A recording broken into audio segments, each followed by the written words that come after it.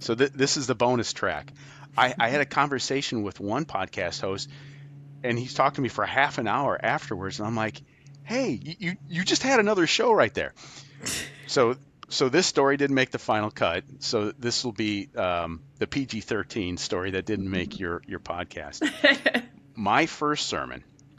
My first sermon. Um, I'm in a Baptist church. It was very strict. I'm trying to just understand these people. Man, you wear a tie every day, or you have some old lady asking you why you're not wearing a tie at church. And the pastor comes to me and says, "Hey, I'm going to be off in the future. I want you to preach on this chapter." He just went boom, boom, boom, chapter by chapter. And I go, "Yeah, no problem." So I start looking at it. It's going to be my first sermon. This is great. And I look at it, and the chapter is, God gives the right of circumcision to Abraham. Fantastic. My first sermon is on circumcision. Oh. So I go to the wife, who's always been a good advisor to me. I said, "Honey, I need your opinion. I'm thinking of opening with a joke. I'm thinking of telling everyone that today's sermon is on circumcision. The message was a little long, so I cut a bit off the end." And she said, "I don't think you should do that." And I realized, if I can't tell dick jokes in church, am I really free to be myself? For real. That's hilarious. Yeah. And that's why I say, good podcast host is going to understand that's a good story, and we'll laugh. That's a good story. I love that.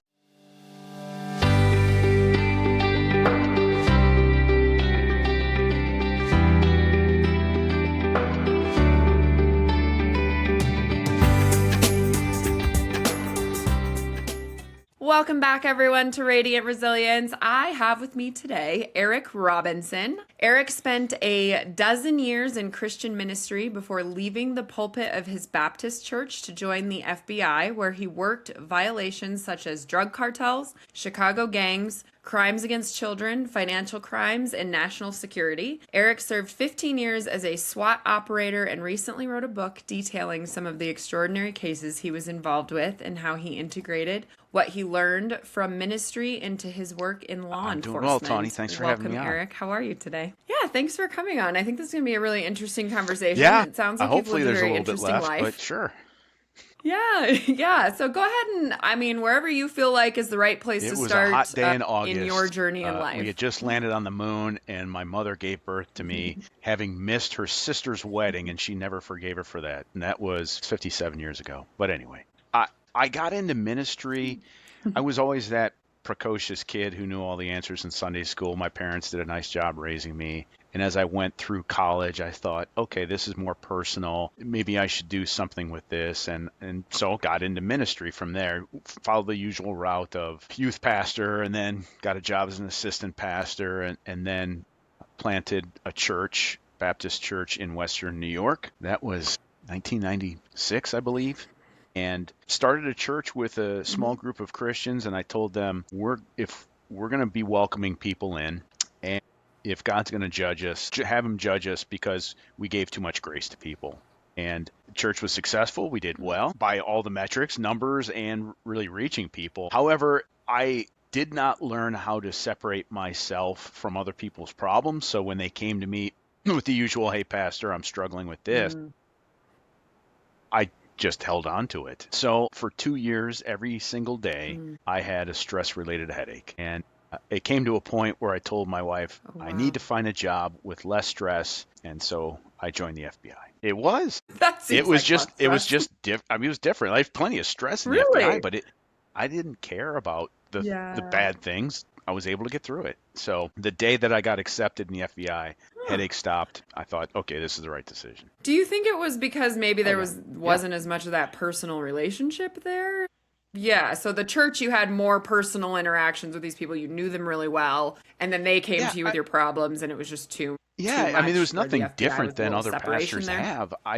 Some of it was like I was just the only guy, so I didn't feel like I can go to other men in the church saying, "Hey, this is hard for me," because I had to be perfect, and I know that was self-imposed, but it was all those things together, and then it culminated with, you know, I was making, like $1.30 an hour pretty much, and we were pregnant with our first kid. And I'm like, oh my gosh, there's our health insurance and a lot of stuff together. Mm, But with the FBI, it felt very natural. yeah. Okay. So we transition into FBI.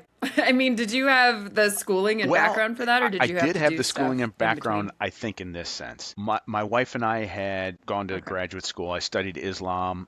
We were preparing to be missionaries to Muslim countries, Oh. so I had that experience interacting with Muslims. 9/11 hits while my application is in process. The FBI says we have an Mm. Al Qaeda problem. This guy knows Muslims. Let's take a chance. And then when I got to my first assignment in Chicago, they put me on a drug squad. So that's how that worked. You're like, Right. wait, I thought We I was hired supposed a to be doing mechanic that. and then we had him roof our house. That was kind of the concept. I got back into counterterrorism like 15 years later and didn't remember any of my schooling. Wow. So, I mean, like, what kind of crazy Yeah. stories do you like? Drug cartels? I mean, where does So one for me, start it with all started of like I this? get in the FBI. I'd never handled a gun.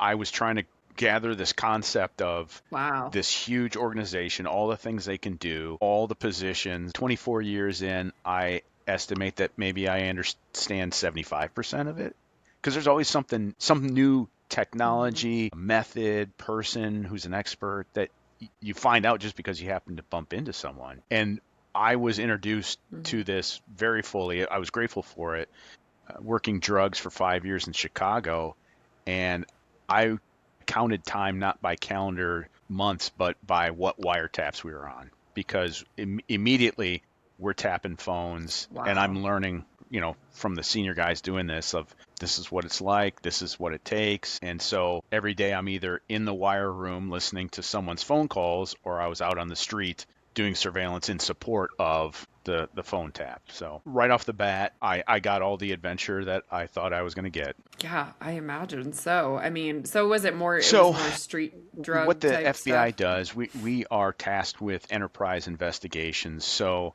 different than police, we weren't doing just a buy and then getting that guy pulled. We're working with police who'd say, hey, we just busted this guy.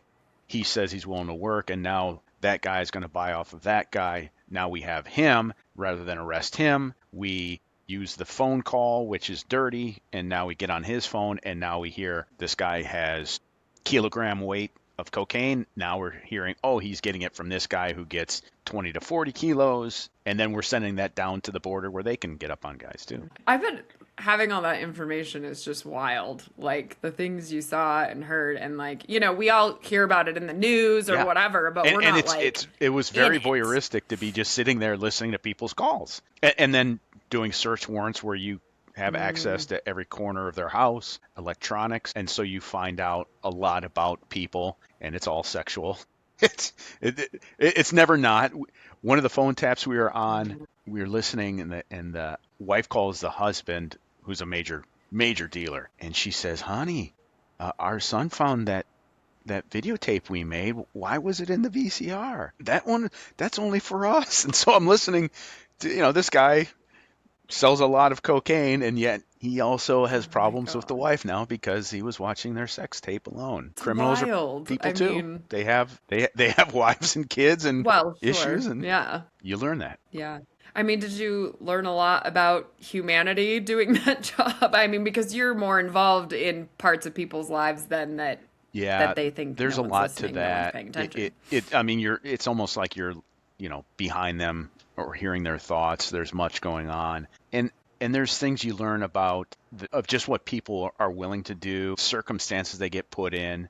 So you start understanding the criminals a bit, not excusing it, but Hmm. saying, okay, this is how it goes. Here's a guy that Sure. we may have listened to his phone, we may have sat on him for surveillance, and now we have the post-arrest interview, and now we're really learning more about the person. And I remember one guy we arrested was a major dope dealer. He was a nice guy. I'm talking to my buddy who's a case agent. I go, "Is it me, or like, would you not mind having him as a neighbor?" And he said, "Super polite." So he just was trying to make money. That's it. Hmm. Yeah. Wow. Yeah. And I mean, I'm sure that people's circumstances to fall into that stuff are not just a normal everyday life. They're not living normal everyday lives. They fall into that They because of can, but poor also, circumstances, if probably. you're selling 20 kilos of cocaine a month in Chicago, you didn't stumble into it. You were looking for it as well. And the Well, last informant I had when I was in yeah. Chicago was a former Border Patrol agent. So, he had been waving things through, and you think, oh, okay, he saw an opportunity. The guy had been working like 18 months when he got caught. So, he went into it, that guy, just looking to make money from the beginning. And I suppose the drug trade is good It, money it from what can I be. hear, And so. the number of times we get into somebody's house and go, dude, like, I think you're just lazy. Like, you just want to make $10,000, for one.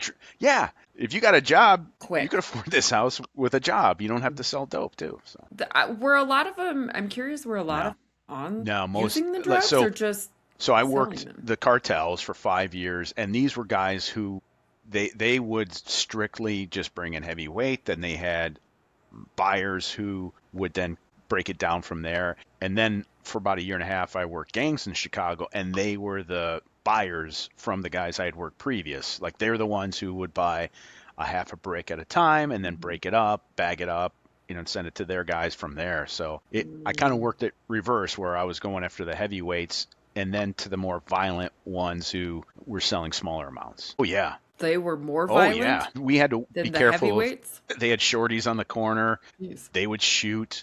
The heavyweight, the larger narco dealers were ones who they just want to keep quiet and have nothing to do with anybody. They had their buyers, and that's it.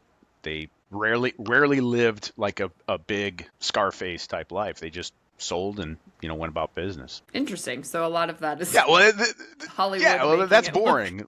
worse Who's than going to watch a movie about that? About a guy who just goes to the taqueria and then sells dope and then goes back and watches TV. Huh. That's interesting. So, I mean, what is your, since you've, I'm just sticking with the Chicago stuff for now, since that's where we're at, but like, I don't know. I like Chicago as a city, but, obviously every city has its bad parts. So, do you kind of feel like Chicago, now that you know the insides of the bad stuff, So my like, wife and I had done what is that like some to you? schooling outside of Chicago, and so it was high on my list. Like, hey, let me stay in the Midwest, hours from home, and we made do. And yet when I left, I say it's like taking off a wet sock. So when your shoes get wet, you're like, yeah, Mm, my feet are wet, and then you take your wet socks off, and you're like, oh my gosh, that's so much better. So the big city gave me opportunities to do a lot of remarkable things, and then moving to Toledo, Ohio, where yeah. 250,000 people.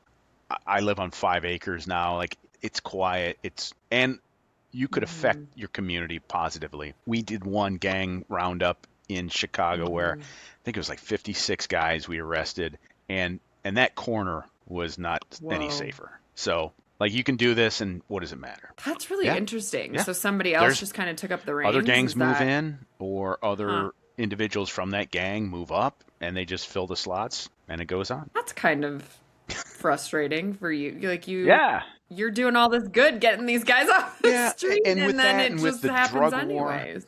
I always tried to rationalize it that there has to be some type of punishment or penalty so that the criminals didn't just proceed with impunity. Like, we at least slowed them down because they had to be Mm, careful. They couldn't just sell to anybody anytime because maybe it's an undercover. They couldn't be out in the open. So, we were a lead weight on their leg to slow down the process. well, I That's about suppose it that's better too. than nothing. Yeah. So you did the top of the pyramid So guys, then the after about gangs, and then 6 where'd you go years from there? of late nights and lots of hours and 6 days a week, a friend of mine was moving and said, "Hey, do you think you'd want to work public corruption and civil rights?" And I thought, yeah, maybe slow it down a little bit. So moved on to, so drugs, gangs, public corruption, three things Chicago's known for. So I got to do those and ended up Mm, being a part of two significant cases in Chicago. One that brought a modicum of justice for the city because we charged a Chicago police commander who was retired. He and his crew had tortured people for years. His name is John Burge, and we Elliot Ness mm. style got him years later on perjury and obstruction of justice. He had carried this out in the 70s and 80s. Chicago police did nothing, the FBI did nothing, and finally we were able to get him for lying under oath. Wow. I am frequently amazed at, I don't know, the justice system and all of the like boxes that need to be ticked for, getting these people officially. I've watched documentaries and stuff, and I'm always like, how is that not enough? How is that enough? So, like I recently watched that Mhm. Trust Me documentary on Netflix, the I Mormon haven't, guy but and now I will. whatever. Have you seen that one yet? No. Well, the guy is like clearly molesting children, like they marrying children, all the things, and they had all this evidence. They raided his house and Is everything, that and then they were like, "But we is that still Warren don't have Jeffs? enough." And I was like, Oh, okay, "What?" No, it was this other very guy who good. thought he was the next Warren Jeffs in a teeny tiny town on the border of Arizona and Utah, and it's a wild story. But I'm watching this documentary, like, how do they not have enough? So how was that for you Oh, working in it, knowing you had to get certain things on these people, but knowing that was a they're all constant. obviously Like I criminals? just had to come to peace with it. That's constantly what we were confronted with. So Yeah. two factors there. One is like I'll say, hey, here's 12 guys I can prove committed a crime, and the prosecutor will go like, yeah, we're going to charge 9 of them. And so now 3 people that I know have committed a crime are just going to walk away. No justice. They're just moving on. And then other times, what you're describing is you and I can talk about people that I investigated, and I can tell you things, and you can say, he's guilty. And I say, yes, he is, but not in court or not provable because there's rules for Why? court. So, like, I say, hey, this guy did this, and you're like, that's terrible. And like, Yeah. yeah. And yet the prosecutors, and another thing you had to come to terms with, and I accepted this one, is that they have a limited amount of time. We have limited prosecutors federally, they have limited time, and they can't afford to go to Mm. trial. They'll risk it if they need to, but like if there's these guys and then this one like looks like he's going to fight it, they're not going to go because that's going to take up a month of their time. And then I would find like I'm trying to get a search warrant signed, prosecutor's not available because he's in trial, and I go, okay, yeah, I see it now. Yeah, So it's a system issue more than the anything. yeah, yeah, money System and for more money, I prosecutors. suppose. Right. Wow. Yeah, it's amazing to me because, again, I think it all works out like the movies, and eventually you get justice on these people, but that's not always how it. In fact, I think Look it at works that. Look out at way that. less 10:15 in the morning for than you. it should, Already got you probably. depressed. Look at that. Yeah. Yeah. Well, I'm not depressed. I'm just learning. But, oh, man. So, I mean, that's crazy. So it took you, Yeah. you had to get him on Yeah. lying He under he oath, he and but he was a his criminal. the officers underneath him they tortured it's 100 some victims that came forward, almost exclusively black men, and they tortured confessions out of them.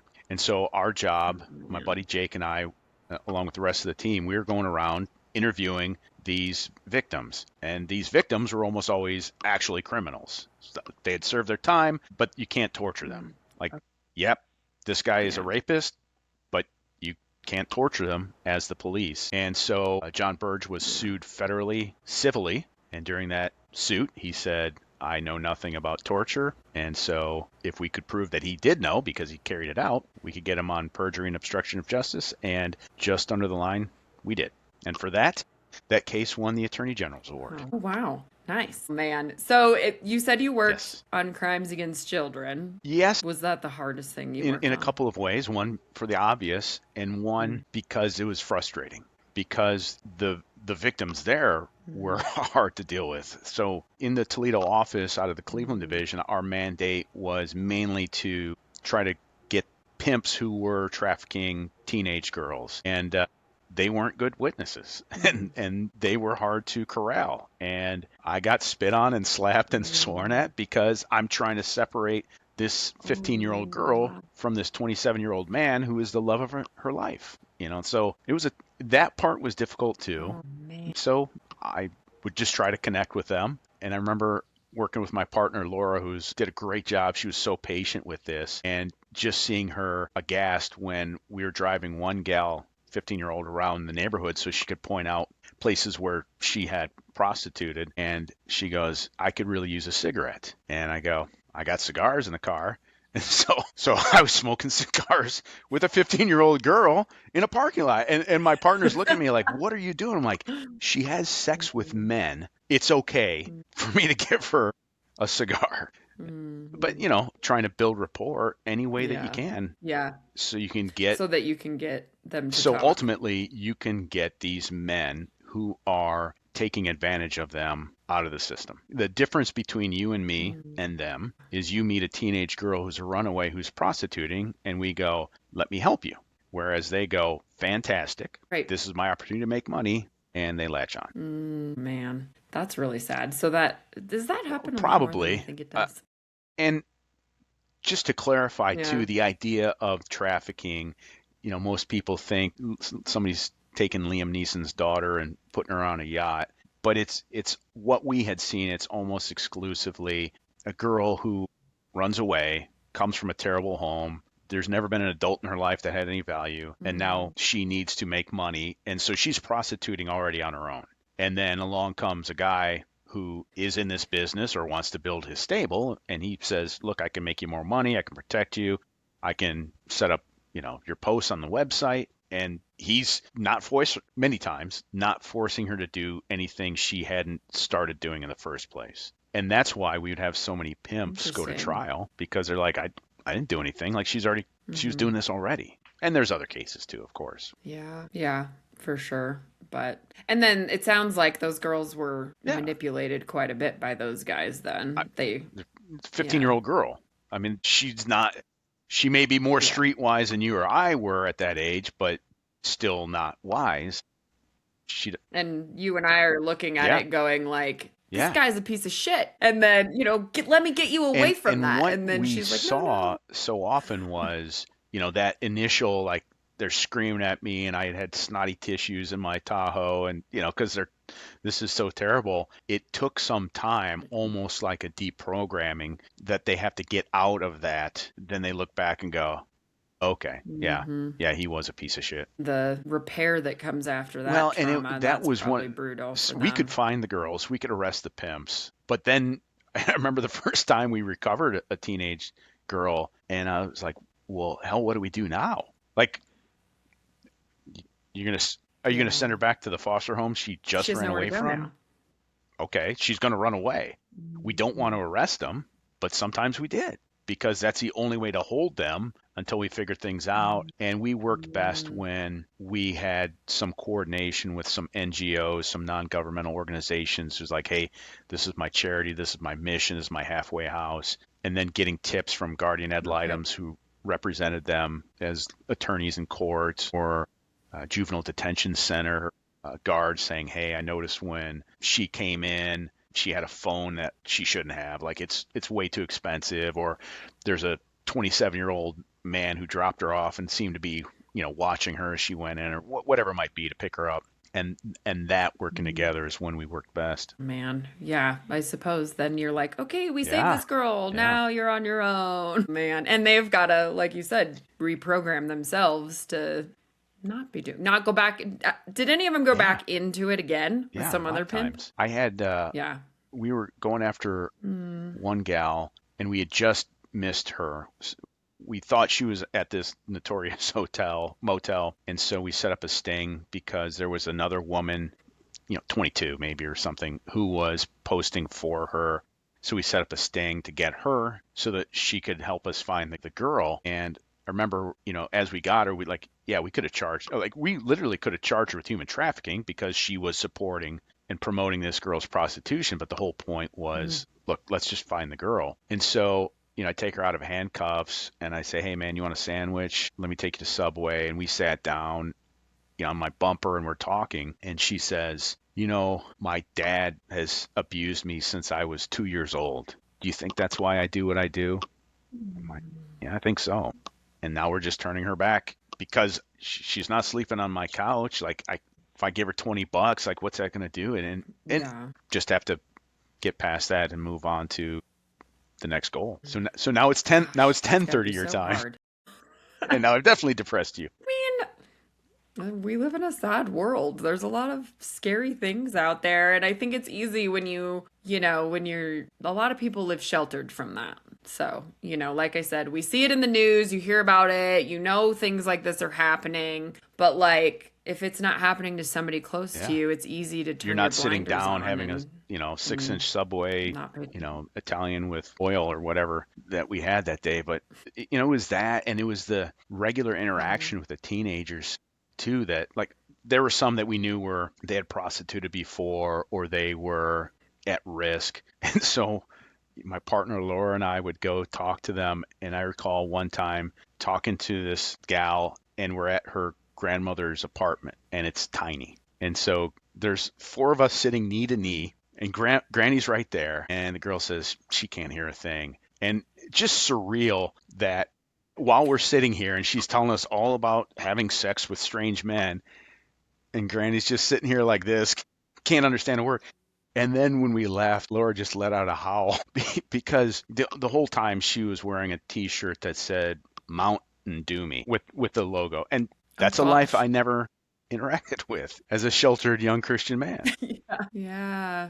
Yeah, I bet a lot of this was pretty eye-opening for you then since you grew up, in Yeah. a sheltered religious household. I mean, Between that and then later, working with informants, I was tasked to recruit high value informants, men and women who had good placement and access and reliability. And now I'm working with people who either grew up in a foreign country with the president or with generals and still had connections, or had close ties to sheikhs, from their homeland, and could make these. And now I'm being opened up to a different group of people in a different way, that now I'm going back and I'm studying their country so I can show respect to them and understand the process, and doing homework so I can say, like, I don't even know who you should reach out to, so let me see who's valuable to the United States government. And so that was eye opening too. yeah. So you went from so we did cartels, gangs, crimes against So in children. Where 2010, I did you go finally after got that? my transfer to Toledo, Ohio, where I'd grown up, and started out in a resident agency, which is a satellite office. Toledo's about 15 agents and a number of task force officers, men and women from police departments or other federal agencies that are fully dedicated. I worked organized crime for a short time, and then crimes against children. From there, I worked financial crimes, and then finally finished up with human intelligence and national security. So the financial crimes, is that It's like embezzling and things like embezzling that. and things like And that? and that was, for me, that was the most fascinating work. I love when I was in the academy. Really? Our white collar crime instructor, and it was a very short course, was so dull. And so I remember thinking, I don't want to do that. And so when I got assigned to it, I thought, oh, this is terrible. But it was like doing a crossword puzzle. Working drugs, I sell you Mm. drugs. I am a drug dealer. Boom, done. I just have to show that. Financial crimes, money goes missing. Are you just not handling finances well? What's your intent? Following money and understanding movements. And that's where I got to see people who were like me, but doing shady things. So that I enjoyed that most of any. Oh my Yeah. gosh. How long did you do that Well, one for then? at least 4 years, because I had I had one case that lasted 4 years. Yeah. So worked that among others too. Oh, wow. I can tell you Yeah. about it. We Can you had a tell us about Toledo that? area businessman named Mark, who, you're not old enough to remember this, but you can ask your parents. Long ago, we used to get phone calls asking how much we paid for long distance and if we'd like to bundle our minutes for 12 cents instead of 15 cents. Well, Yeah. Mark and a partner worked with MCI WorldCom, and back in the mid 90s, they were making $1 million a year doing this. So they're doing great. Moved on, started an ISP, and like boom, that was right when internet was taking off. Everything crashed, and he moved on to other businesses that had real products. But as investors were solicited to help build out the product, he just helped himself. And so he was crashing one business after another. And people invested because they look at him and like, this guy's got Lamborghinis, this guy's got a yacht, this guy's got, he had a trophy wife who was the Heisman of trophy wives, all this stuff. And all of that he had was your money. Like they thought, oh, he's successful. Like, no, he was just spending people's money. So I got onto him on the tail end of him crashing his last business, which was a two-factor authenticator, which Could have been great. He had Hmm. previously owned the rights to a search feature that later became Bing, but because he just helped himself to the money, Wow. he missed out on that opportunity. So he'd crashed the last company, and at this point, all the creditors were showing up. He was about to lose his house. We execute a search warrant while he was in Hong Kong, involved in his next scam. And his next scam was Mm. trading in counterfeit foreign bonds. So he went from stealing money to just straight up con Okay. artist. Nothing legitimate about it at all. Wow. Just straight up counterfeit fake stuff. And as we showed up for the search warrant, I was trying to be polite to the wife, and she's like, "Come on in. You don't need to, give me any speech. What do you want to know?" And just unloaded. She had lived a good life with him, and now he had no money. She was done. So as Yeah, soon as he I ran out think of she money, held she on a turned him bit at in. the end, being pissed off, like, well, at least there's money. And then there was no at least anymore.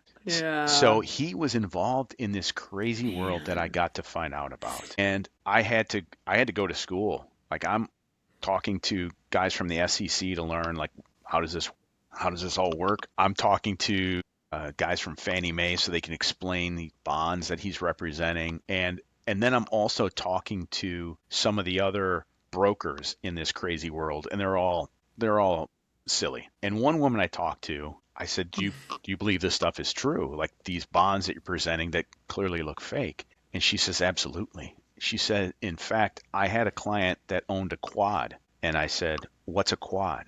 And she said, "Oh, that's a bond that's worth $250,000,000." And I just let her go ahead and say that. I'm like, I don't know if there's $250,000,000 in the world. Like maybe a few like, so he owns half of the money in the world. Yeah. I don't think that's true. So Yeah. Mark was doing these crazy Hmm. things. He claimed to have a connection with billionaires from the Knights of Malta. And I don't know if you're familiar with the Knights of Malta. So the Knights of Malta Mm-mm. is a Catholic charity. So I don't know if he thought it was like Knights Templar, that owned the treasures from Oak Island or something, or if he Oh. thought like there is some like massive papal coin involved from the Vatican. So I mean, this was nuts. And we finally got him. My partner from the IRS and we hear these stories all the time about, oh, he's finally coming to money. So we hear he's finally coming to money again. One of these bonds worked. And I was like, no, it didn't. And then I get reports of him chartering private jets and going on these luxury outings. I'm like, oh my gosh. So he had represented that he owned or had access to broker a Fannie Mae mortgage bundling. And I understand generally what that was, but I'm talking to the experts so they can explain it to me. This Remick bond. And he was saying, I'll sell it to you for 15 million now. It's going to mature to 150 million. And I think, okay. And what was crazy about it, because he didn't know, is that this bond matured to zero. Well, it was a real bond. It had, let's say, 300 mortgages tied to it. And it was purchased by companies to offset income. So they were buying debt to offset income. Mm-hmm. Your company did so well this year, you're going to buy this so that you're not taxed as much. Because when you pay off your house Right. successfully, now that debt is taken out because it's no longer liability. And so then I pay my house off from the bundle, Mm. and more people who pay off their houses, it shrink. And yet he represented it Right. opposite. I think he didn't know. But the crazy thing is he convinced some buyers, and he got half of the $1 million that he was supposed to get for brokering the deal. So he gets $500,000. He and his partner, and they blow Mm. through $500,000 in 45 days, month and a half, and they bought nothing. It Whoa. was just restaurants and luggage and gambling. Like, are you familiar with the movie Brewster's Millions Wow. with Richard Pryor? Again, ask your parents. It's No. a little older. Yeah, it's this Maybe I'll go story, and watch I it after forget the this. exact story, but this guy inherits $300 million or something like that, but he has to spend $3 million in a month. It's something like that where Mark was living this life as if he had to get rid of that money and just burn through it. He had no house at the time, no car, Wow. but somehow he got rid of all that money in a hurry. Was it because he No, knew he was going to because get he caught? thought Or more money's coming. That one worked. so, like the psychology behind this guy, did he actually convince So himself that Mark all of this was was legit? legitimately a sociopath. And not just like that guy's a sociopath. Mm. He was a sociopath. I had one of the victims from his previous companies was a somewhat elderly middle-aged woman who had a disabled son. Her husband had died. She took his life insurance and she invested it with one of Mark's companies so that she could get a nest egg to take care of her disabled son. And as she came to him and said, Mm. I needed that money, he's like, nah, don't worry about it. The next one's going to go through and I'll make you whole. And it had no effect. He didn't care. Mm. So I don't Man. know if that was him believing he's so good that he'll just make deals happen out of the air. I don't know. Oh, so that was the Yeah, main part yeah. of your financial Mark lived crimes in a chapter. country club estate, and when I arrested him, I was walking him out to a vehicle, and the car had stopped on the quiet street there. And I go, "Hey, go ahead and move along, just a police operation." And the guy rolled down the window. He goes, "Hey, is that Mark Whitmire?" And I go, "Yeah." He goes, "Can I take a picture?" Because everybody hated him. I said, "Yeah, yeah, here you go." Yeah, man. What was it like to work on a case like that for 4 years or whatever case that Yeah, took a it while was to very finally get the frustrating person? because I had one attorney, one prosecutor at first, and he wasn't invested. I had the next one on, and he was great, and then he had stomach cancer, and so like wasn't available for things, and I couldn't blame him. And then I finally get another one, but I had to drive 2 hours to meet with him, and he was go getter, and we finally closed it out with him. He retires, and we finish up the case with somebody else who was great, but it took so long that I would have victims calling me going, "This isn't going to happen, is it?" And I say, "No, it will, and I understand it will happen." And they're like, "It's not gonna. He's never gonna see justice." Like, he will, and he did. Oh, actually, he didn't. He got a 5.5.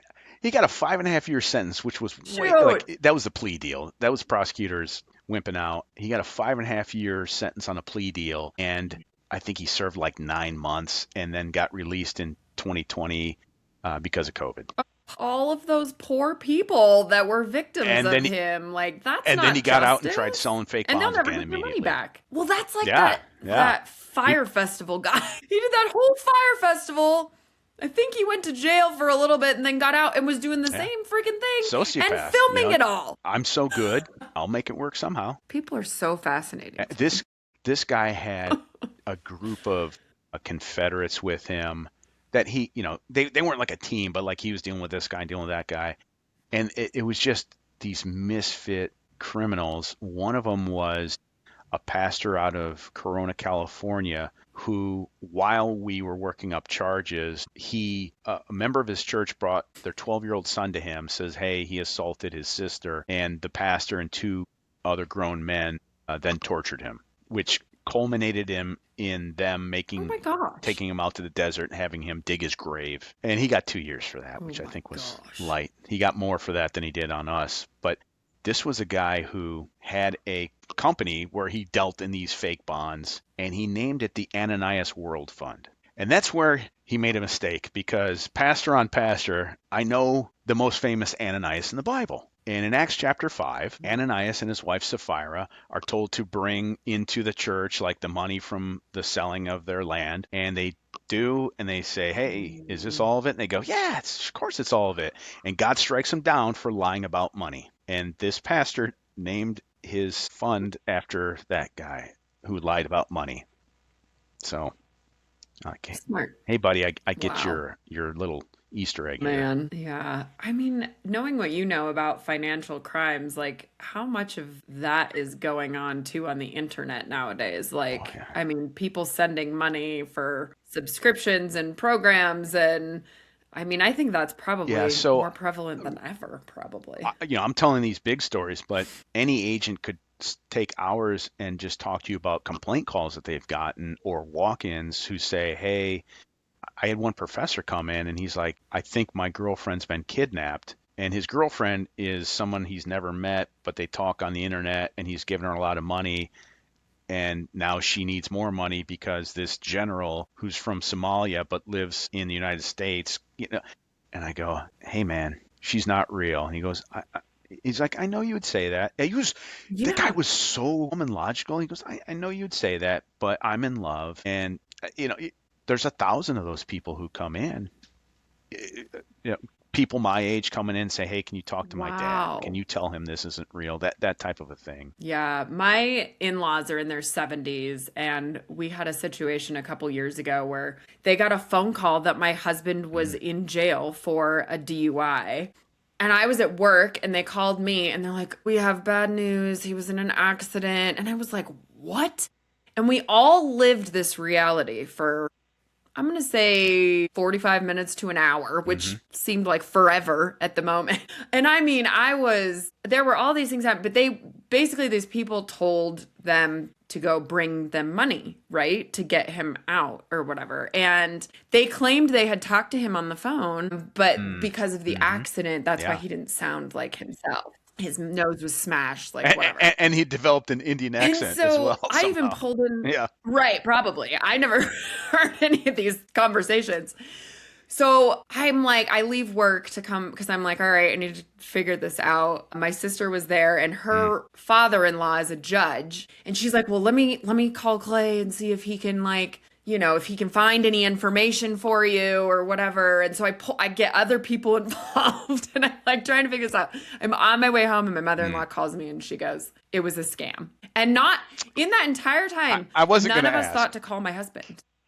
Yeah. No, none of us thought about it because they thought they had talked to him. So he's just working and coming home and he was going Yeah. to go play golf that day and living this normal life while the rest of us are being traumatized. But, they're older. They don't understand that this stuff happens. And like, I just don't even Yeah. answer my phone anymore if I don't know the phone number, period. So, but they're like, oh my gosh. And we all live this reality. And they got really close to bringing money to a random spot. It was like a grocery store or something random they were Yeah. supposed to So that's do before crazy. they And were like, this doesn't seem so the right. people that they would have met if they did were likely enlisted to be just receivers. So they would have replied to some ad that says, "Hey, do you want to earn money?" And so they would have been told, you're going to get people bringing you money. It's for things we sell, but we're overseas. If you get it, we're going to let you keep 25% and then you send it to us." And so they are, probably down and out or foolish themselves and probably not really involved, or maybe they are, but like this is all done overseas. And then they just contact somebody through this advertisement to get them working on it. Yeah. Yeah. Yeah. It was so Yeah, terrible. yeah, yeah. And I They think they they do prey they on look for older folks. people So now too. here's me. So I got a little white in the beard, and now I only use social media in the past. I had fake names and a fake face so that I could lurk on bad guys to see family connections or if they're, posting pictures of them with a Sure. gun or something. And so I retired. My wife says, "Hey, you got to get actual social media." And so now I'm doing that and I get people saying, "Hey, I want to be your Facebook friend. I want to follow you on Instagram." And I've got, I think, three or four right now that I'm watching that are clearly going to be scammers, but I'm having fun to see. Let's see where this goes. Yeah, I can't This give it is up. like your And it's retired hobby. crazy because I click on the one on Facebook and I see her friends, and I'm like, God damn it, they're all old. They're all old men. Like they look like me. Man. Yeah, I no, I mean, You're but like, like yeah, I it's might fall exactly into what that I thought. category It's now. just, white dudes in their 60s, 70s who are like Mm. they're gonna fall for it. But I'm just having fun. Yeah, yeah. Well, that's got to be really interesting with the knowledge that you have to be able to go, I see all the red flags here. And, I don't know. Like I said, I feel like there's probably so much of that going on. hmm I was watching that Manosphere documentary. And those guys, that sounds very similar to that Mark guy you were talking about of like people are just giving them their Yeah. money and for what? Like for nothing. They're like, "Oh, my subscription, my Right. live like Right. me while I take your money and I live mean, like if this. right. If you're gonna multi-level Let me market it, teach then you how sure. to Like do it." eventually you'll be here, but until then, thanks for the money. Yeah. Yeah. Yeah, the guy that did you see that documentary? Yeah, and the guy that was doing it, he like Yeah. invested with the one guy and then ended up with no money I almost had to turn that one off. I just just to see. got But bothered. yeah, well, for multiple reasons besides but the money thing, I'm sitting here looking at this like these guys are just I just can't believe the amount of money that people are just handing them Right. for And and nothing and for being and assholes those on the men who are internet. asking for the money and Mark, they have a superpower. So you couldn't do that. Like even if you're making a lot of money, you couldn't do that because you're like, my conscience, I can't respect myself. And Yeah. that doesn't register with them. That didn't register with Mark. I can take your money and I can justify it to myself by whatever means. I don't feel bad for it. I'm unstoppable if that's me. I'm unstoppable. If I don't have any heart at all, you can't stop me Yeah. because there's no governor that everyone else in the world has that says maybe you shouldn't do this, maybe this is where you draw the line. No, it's not there. Man, I really should have gone into Yeah. psychology. I think Are you people are getting so along? fascinating. Like to look into their like childhoods and how they got to that. Like, oh my gosh, so interesting. But Yeah. I do want to go on to your national security stuff too a little bit here. So Yeah. tell So, me that was next 15 up, I years guess. working criminal cases. My boss, who was an alcoholic and crashed his bureau vehicle at 7 p.m. one night because he was drunk, calls me in his office and says, "Hey, you're moving to the counterterrorism squad." And I go, "Okay, I guess this isn't a conversation." So there I went, and it was Yeah. the best group of people. Counterterrorism, both international Mm, terrorism and domestic terrorism, had changed quite a bit, and I got on at a good mm, time where cases were, I think, getting worked better, more knowledge. It wasn't too yeah. long that we were doing a lot of domestic terrorism work, which is infiltrating white supremacists, seeing who is, they're all talking about violence, but seeing who is more likely to maybe carry something out. But the very first case that I had working counterterrorism was kind of, I think they were easing me into national security from doing criminal for so long. My buddy Sean had a case on three men who had been maxing out credit cards and then sending money to Anwar al-Awlaki, who was a Yemeni American U.S. citizen who was at that time the spokesperson for Al Qaeda. He was clean English speaker, and so they used him to reach out to Americans in the English speaking world. These men were funding a domestic designated terrorist, so that's a charge. Sean did a great job, indicts all of them, and they're Yeah. sitting in jail. But one of them, Yahya Farouk Muhammad, thought, if I can get out of jail, I can actually go kill people now that everything's kind of exposed. If I get a different judge, maybe he'll be more lenient than my current judge. And so he asks another inmate, do you know any hitmen? And so my first case, working counterterrorism, was a murder for hire. And so working with Sean and the rest of the Oh my team, gosh. now we were taking this inmate who was claiming, yeah, this guy says he wants to kill his judge, and we wired him up, and that whole process is really difficult of sending somebody into a jail with a recording device, getting the all the checks to say that this is allowable because he was going to be recording on a defendant who is represented. So you got a Sixth Amendment right coming in there. So all these things were very difficult, and we Mm. send the informant back in, and he's got to say to Yahya Farouk Muhammad, "Hey, remember all that stuff about wanting to kill your judge? Can you say that again?" And and he did. And so now we had a case to move forward on Oh to try to wow. get this guy charged. And we had the informant who I think in all likelihood probably did know guys who would kill for money. So here's this Indian Muslim who's very devout, Mm. and he's befriending a redneck from central Ohio, probably because he thought this guy would know a hitman. And so the Wow. now informant is going in and he says, "Yeah, I do know a guy. You're going to call him at this number." And we had an undercover with a phone. And the code phrase to use if you want to hire him to kill someone is, "I'd like to buy a puppy," which was great by the informant because a devout Muslim is very, very unlikely to own a dog. And so it would be unique for him to Oh. say, "I want to buy a puppy." So he gets on the phone, calls the undercover, says, "I want to buy a puppy." They go through back and forth. The informant, whatever time later, gets a call. He says, "It's done." And he goes to meet with the subject's wife in Chicago. Again, another thing that a devout Muslim woman wouldn't do, meeting alone with another man. And yet on the street, they meet, and he shows a picture, let me get it here, of what is purported to be a dead judge. So that is the picture that he showed, which we had our folks mock it up. Okay. That was his judge's head superimposed on my buddy's body. And I remind him all the time, "Hey, Oh remember my when we gosh. needed someone to be a body double for a 70-year-old frail Lebanese man, and we chose you?" Yeah. So shows a picture of the purported dead judge. And we tried to get charges on the wife too. And she was wily. She got an attorney when she realized, I think I just paid a man to kill a judge. And so she got Ooh. an attorney, and the attorney reported it to the FBI. It was a big process, but in the end, Yahya Farouk Muhammad got 26 and a half years in prison for terrorist support and murder for hire. And Wow. and that case won the Attorney General's award. Hey, you're crushing it. I'm crushing it. Well, I can't crush it anymore. I'm out. Well, yeah. That's super fascinating. I mean, I feel like you learned so much about people doing this. Yeah, it was interesting. So, I mean, this guy was, dude, I think he was mid 30s. He looked 15 years older than me, and he was just a tiny guy. And all the interactions he had with the informant, he was like, hey, if we get out, we're going to blow up bridges.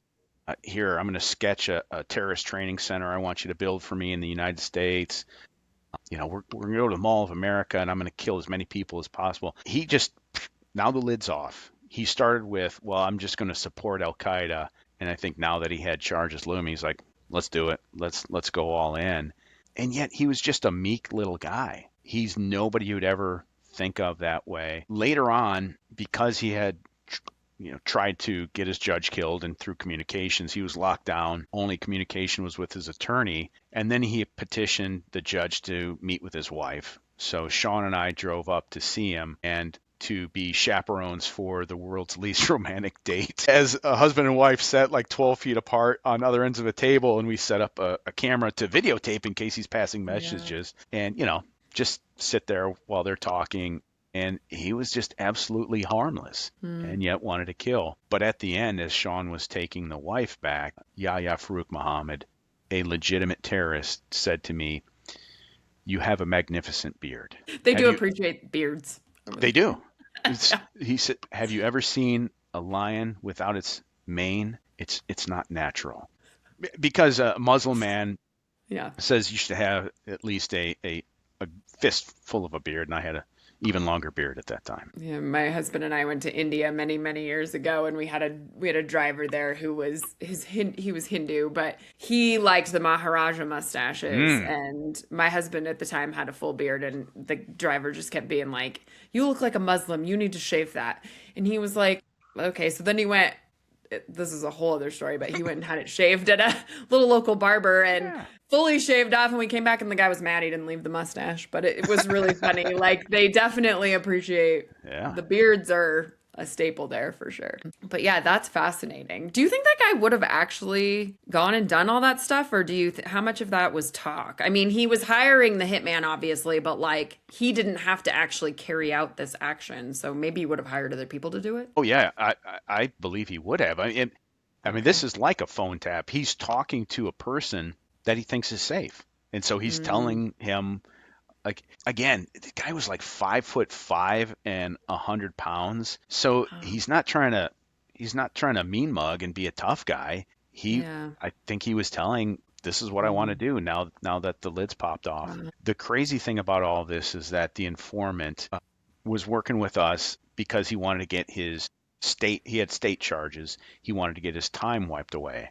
So he was in prison for production of child pornography, Mm, which, not to minimize, but it was one of those penthouse type stories. He convinced a 17-year-old girl that he was a movie producer and he could get her in the mm, movies. But first they had to have sex, and then he videotaped it, which is production of child pornography because she's not an adult. And I asked our federal prosecutor, if I brought you that case, would you charge it? He goes, absolutely not. And so, because it just was like, again, back to, it's not worth it. Like, mm. she's 17, age of consent. Yeah, he videotaped. He was looking at 40 years in state prison, not for the charge, but because he was an asshole. And every time he appeared before the judge, he got hammered. And Mm. so, like, this guy who probably, if it was a federal charge, would have gotten a probation or a year, was looking at 40 years. Ultimately, we said, yeah, talk to the prosecutor. They're going to knock 5 years off. And he goes, forget it. And he just walked away. So Oh my we God. got it for free. A true patriot. Wow. So, how working all of this stuff, I mean, you said this was all easier to get through than some of your church stuff. So, how did you get through and process all of it and not completely lose faith in humanity? Yeah.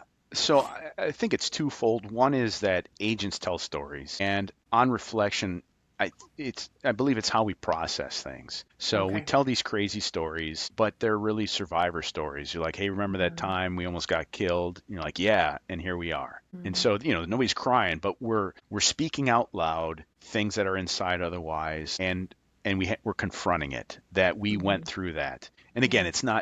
it's usually like laughing and hooting, but it's bringing these things out that actually I saw a meme where somebody's talking about being in the military, and it says, those times when I tell those dark jokes in the military, and a civilian says, I'm sorry that hurt you so much. You're like, we're laughing, but someone else might look at it and go, that's traumatic. But we're trying to deal with it. And Yeah. secondly, I had to just be self-reflective. Like, you can't just live your life and not think of, okay, what's going on here?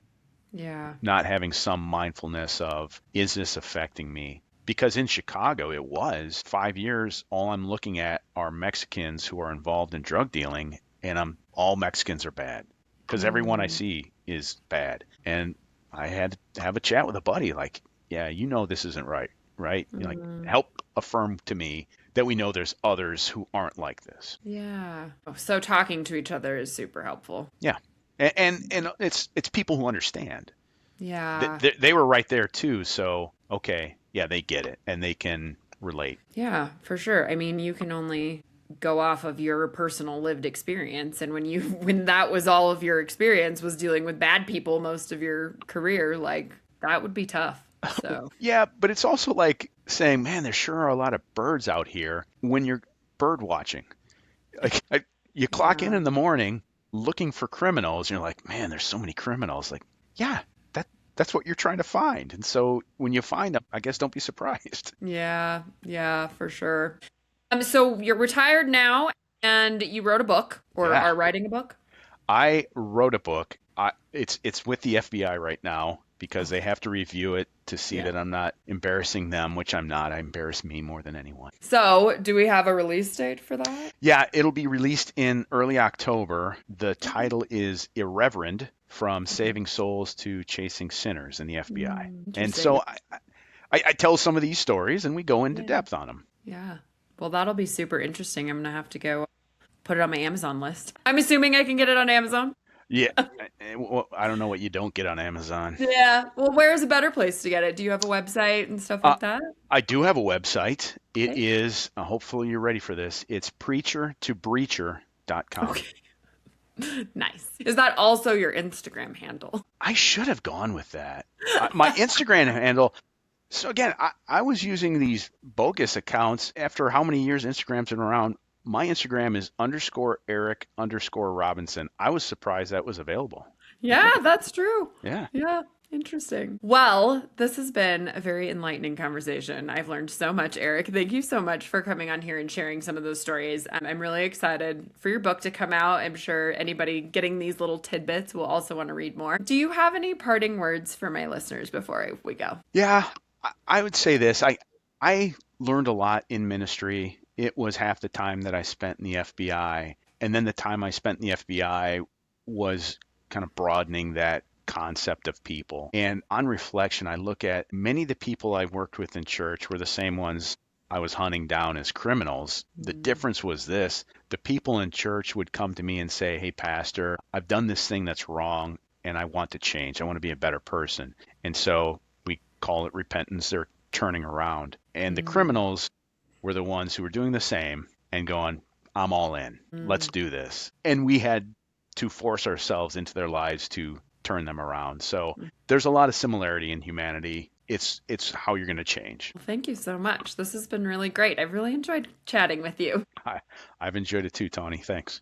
Well, thank you so much for coming on, and thanks everybody for listening. We'll see you on the next episode.